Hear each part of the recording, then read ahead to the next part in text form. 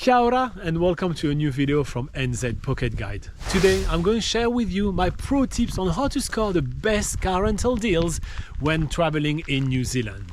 So without further ado, let's get started.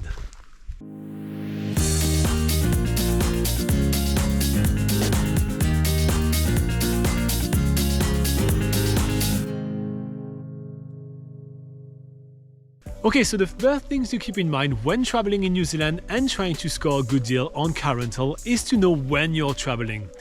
New Zealand has a very high, busy touristic season running from December-ish to March-ish.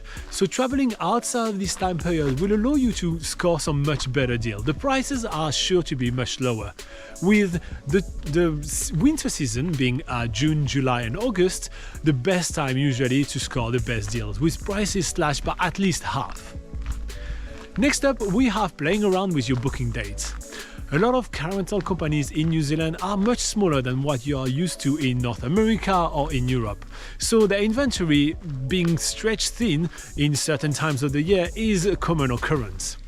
So play around with your booking dates, just changing it from 1 week ahead or 1 week back will allow you to have more cars available as well as lower prices. Another thing to keep in consideration when booking your car rental is the pickup time and the drop-off time. Allowing yourself to pick your car as late as possible and drop it off as early as possible may help you shave off an entire day of booking. This could be a good idea if you're really on a tight budget. Next up is all about choosing the right vehicle for you.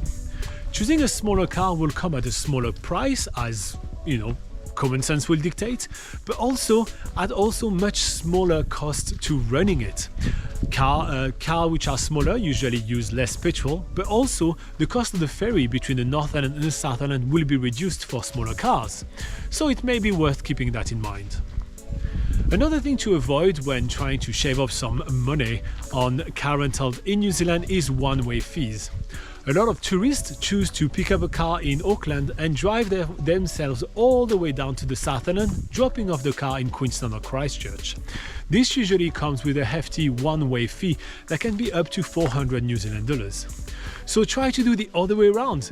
Start your trip in Queenstown or Christchurch and drive all the way back up to avoid the one-way fee, or pick a company that does not have a one-way fee. Avoiding airport pickups is also a good idea, as they usually come with a little bit of an extra fee. And if I can give you an extra tip when it comes down to airport, don't fuel up your car nearby the Auckland airport. This is notorious for being the most expensive petrol station in the country. Finally, check up on the extra fees. Try to avoid some of the most egregious ones, such as GPS daily rental fees that you can do very well with apps which are free, such as map.me, or extra driver fees as well as young driver fees. We always ensure to list all of the different fees that the companies are charging you when we are giving you a bit of a rundown on each company on NZ Pocket Guide. Okay, so that's everything that I have for you.